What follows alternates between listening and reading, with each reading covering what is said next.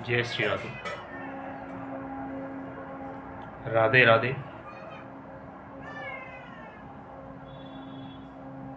भगवान की परम मंगलमय करुणा एवं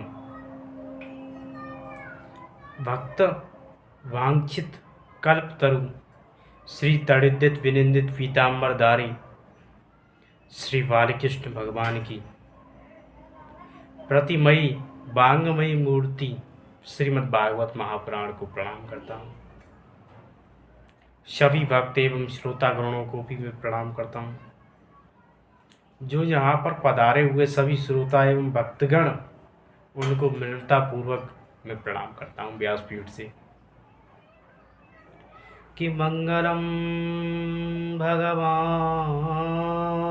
विष्णु मंगलम गरुड़ध्वज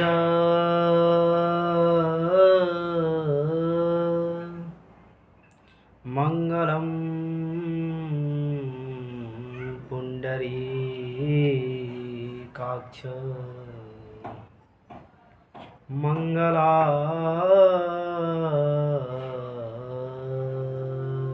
मंगलायस्तनं हरि वरहापीडं नटवरवपु कर्णयो कर्णिकारं बिभ्रदभाष कनककपिशं वैजयन्ति च मानो किरन्नान् वेणोरधरसुदया गोपयन् पूरवन्दै वृन्दारण्यं शपथरमणं प्राविशद्गीतकीर्ति।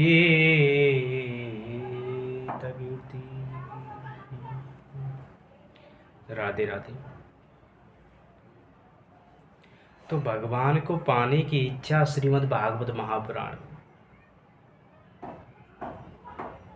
श्रीमद् भागवत महापुराण को वेदों का पंचम वेद कहा जाता है।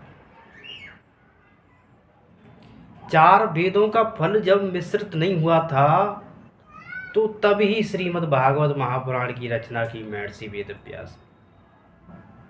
महर्षि वेदव्यास जी जिन्होंने श्रीमद् भागवत महापुराण का वाचन लिखा है, व्यास जी ने श्रीमद् भागवत महापुराण को लिखा और श्री व्यास जी के परम पुत्र, परम वंदनीय भगवान के परम कृपा पात्र पुत्र श्री सुखदेव स्वामी जी के द्वारा यह वर्णन किया गया। तो सुखदेव स्वामी के द्वारा ये श्रीमद् भागवत वर्णन की गई है। तो राजा परीक्षित ने एक प्रश्न पूछा है, क्या कि कलयुग में भगवान कैसे मिलते हैं और जिसकी मृत्यु निकट हो भगवान,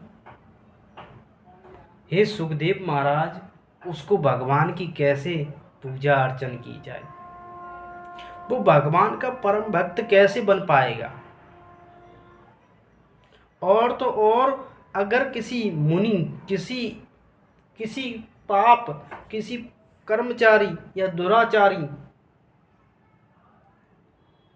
अब वो निरंतर पाप वृत्ति में रहता हो तो उसकी मृत्यु का उपाय क्या है महाराज।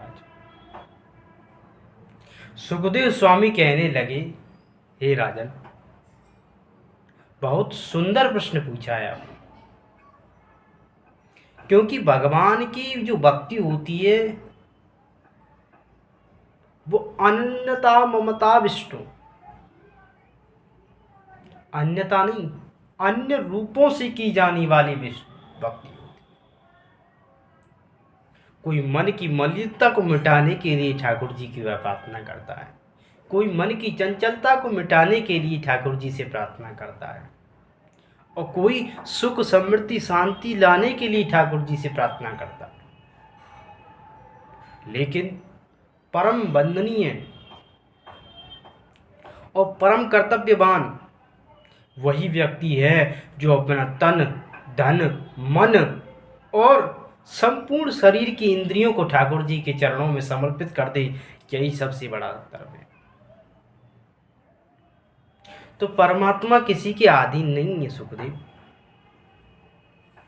परमात्मा को केवल भगवान तो केवल भाव के भूखे होते हैं। भगवान तो केवल भक्ति की भावना के भूखे होते हैं। परमात्मा किसी के अधीन नहीं होता।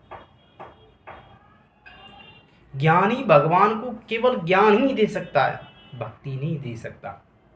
लेकिन भक्त भगवान को अपने अधीन कर सकता है और भक्ति की परा अनुभूति का ज्ञान भी से दे सकता है। इसकी भक्ति की तुलना नहीं की जा सकती।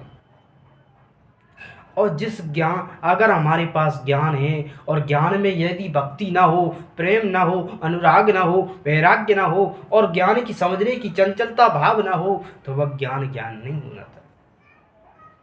इसलिए सुखदेव स्वामी बड़ी सुंदर पंक्ति कह रहे हैं कि परमात्मा उसी को कष्टों की निवृत्ति करती हैं। रामचरितमानस में गोस्वामी जी लिखते हैं, सन्मुख होई जीव मोई जबहि, जन्म कोटि अग नासई तबहि। सन्मुख होई जीव मोई, जन्म कोटि अग नाशई तबहि। मैं उसके सारे जीव जंतुओं के नष्ट को, पाप आगमानी पापों को निरंतर नाश कर देता हूँ जो जीव मेरे सामने आ जाता है। हाँ, उसका कोई नहीं दिख रहा है जब वो बहता बहता मेरे सामने आकर के मेरे चरणों में ना गिर जाएगा, जब तक मैं उसे पार नहीं करूँगा। कौन कह रहे हैं? ये भगवान श्री कृष्ण कह रहे हैं। इसलिए मन की मलिनता, तन, मन और धन तीनों को प्रभु के चरणों में लगाओ। सुखदेव स्वामी ने बड़ा सुंदर उपदेश दिया कि राजन, तीनों को अपने मन, तन, मन, धन और इन तीनों को प्रभु के चरणों में लगाओ। क्यों? क्योंकि तन पवित्र सेवा किनी, मन पवित्र कर धाम, और धन पवित्र कर धाम। तन पवित्र सेवा किनी, धन पवित्र कर दान, मन पवित्र हरि भजन सो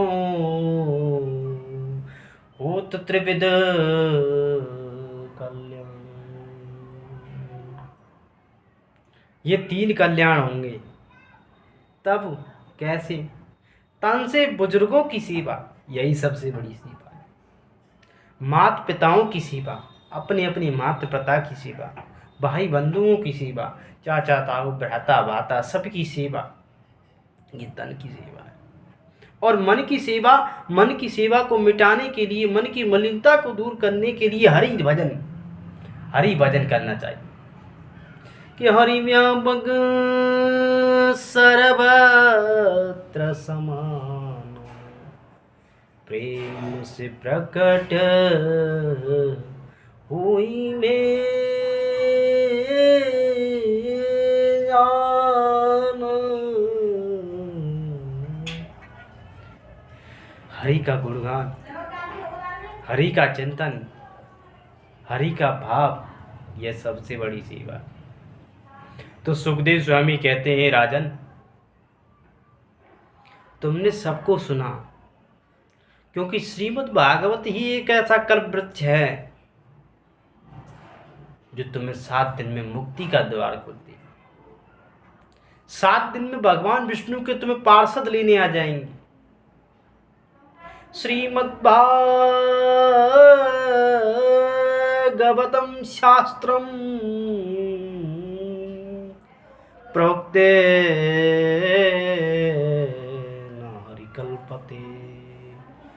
येन वद्धि महाश्रियं सवेणफलमोचकम्।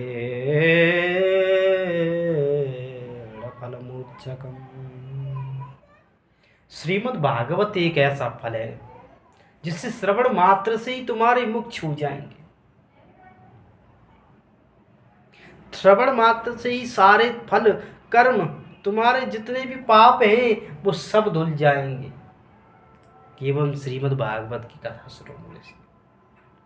लेकिन श्रवणम विधिनिमया भक्त्या प्रशांतात्मा जितेंद्रिया। 5 ज्ञान इंद्रिय, 5 कर्म इंद्रिय और एक मन बुद्धि और ये 16 इंद्रियों को मिलाकर के 5 ज्ञान, 5 कर्म, 5 जन्मभूमियों, इन इंद्रियों को मिलाकर के एकत्रित होकर जो श्रीमद् भागवत सुन ली वो सबसे बड़ा श्रेष्ठ हो। इसलिए श्रीमद् भागवत ही एक ऐसा ग्रंथ है राजन, जो उसके श्रवण मात्र से, इसके फलस्वरूप मात्र से ही परमात्मा के श्री चरणों में अनुदान हो जाएगा, परमात्मा के सार्थक स्वरूप का वो दर्शन करने लग जाएगा। यह इससे बड़ा कोई ग्रंथ नहीं। तो सुखदेव स्वामी जी ने इस प्रकार से राजा परीक्षित को व्याख्यान दिया और राजा परीक्षित ने सुखदेव स्वामी जी के चरणों में प्रणाम किया और कहा कि आप मुझे श्रीमद् भागवत का और रहस्यमयी जो कथाएं, जो लौकिक पंक्ति की हैं, उन सभी का मैं वर्णन सुनना चाहता हूँ राजन। इस प्रकार से तो व्यक्ति को अपने जीवन में अपने फल की आश्रिति रखते हुए, अपने श्रवण भाव और शक्ति को रखते हुए एकत्रित मन को करने के लिए व्यक्ति को अपने जीवन में श्रीमद् भागवत का पाठ करना पड़ेगा।